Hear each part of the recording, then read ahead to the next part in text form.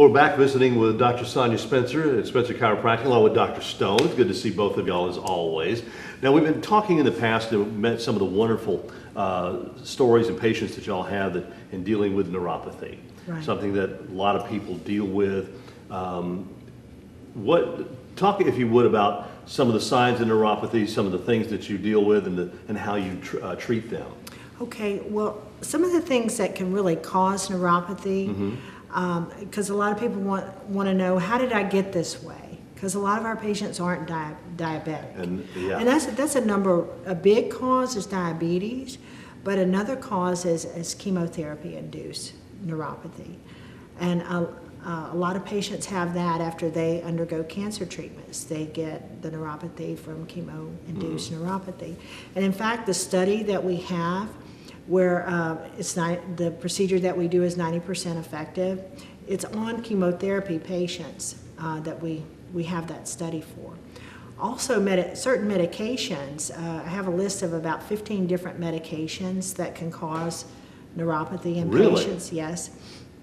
So that's a big cause too, and a lot of times people come in and they're on multiple medications that just magnifies it. And their blood sugar is still, even though they're diabetic, their blood sugar is not under control. They're on multiple medications, so they have several factors.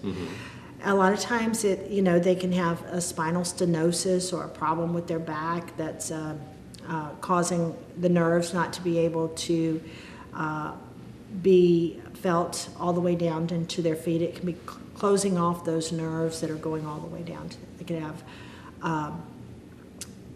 they could have been exposed to Agent Orange. We have Vietnam veterans or other veterans that were exposed to toxic chemicals. And we're exposed to all types of chemicals in our environment that we're not even aware of. Well, I mean, you see this thing on TV all the time right now about this, I'll just say Roundup. Yes. A chemical that so many of us used out in your yard to kill weeds and everything.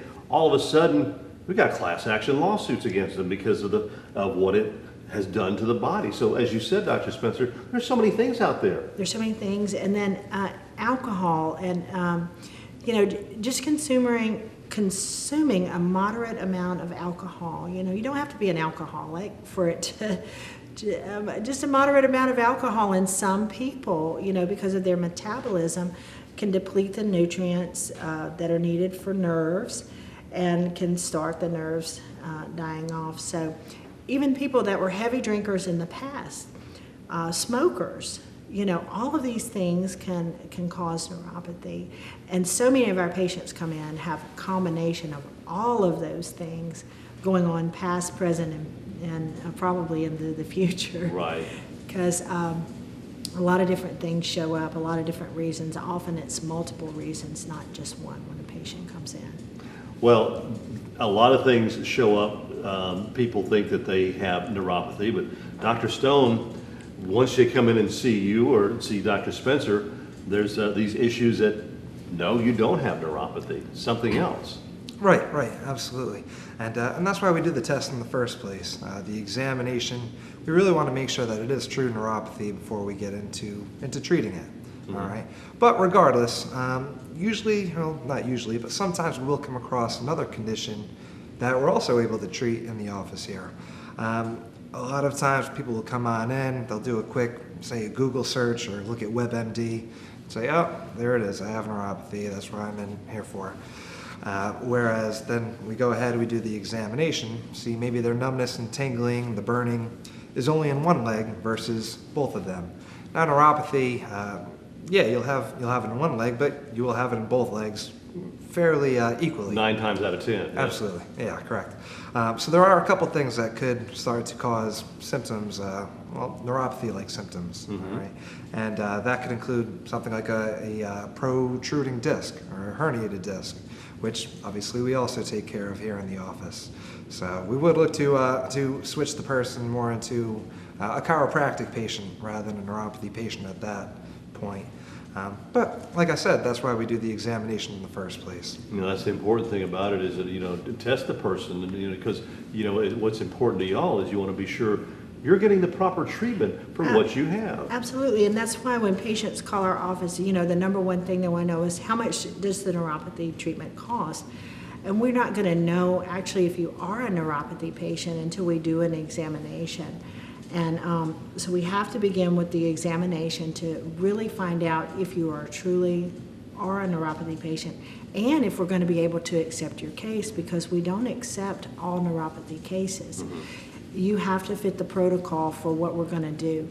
So it all begins with an examination, and let's determine that you truly are a neuropathy patient that we do feel like is going to respond to the treatment, because we only want to accept those patients that we truly feel like we're going to be able to help with this care. And so we do have a really good success rate in treating these patients, and we want to maintain that. And our patient, this is a very satisfying patient care. Yes, the patients are so happy, and the therapists. Well, we've talked to so many of your patients in the past here that are just overwhelmed and you know, are so happy with the results that they had. Absolutely, and they're just so happy, and they're just thrilled with the care that they're getting. And so we want to, you know, maintain that with patients, and want them to feel good about all the progress that they're making, and want to make sure that they're getting the proper treatment for the type of symptom that they have. Dr. Stone mentioned herniated disc and so forth, and we have an excellent treatment for that for patients who sometimes think that they have neuropathy, they have herniated disc problems. And we see those a lot of times on the MRIs that we get when we're doing their neuropathy exam. We have a decompression. Oh my gosh. The table. Oh yes. If you need decompression and you have a disc problem and you're not getting decompression, you are missing out, because it is life-changing. And how long have we been doing decompression in the office? About 6 months now? I'd say about 6 months. It has been fantastic, the results we've been getting with decompression on relieving the pressure off of that nerve that's going all the way down the leg into the foot. Even on some of our failed surgery cases that don't have hardware in the lower back, we're able to do decompression. And it's life-changing for these people to be able to stand up and go to the grocery store and do things that they haven't been able to do in a long time. And so Dr. Stone really helps me out a lot in the office. In fact, he sees most of the chiropractic patients these days, but we're a team doctor office, and we both take care of them. And you've got a great staff here, a great staff as well. Now, if you're having some issues, what you need to do is call the number on your screen and make an appointment. They are located on Pass Road in Gulfport. It's right across from where Pass Road Elementary School is. Come check them out and get some relief.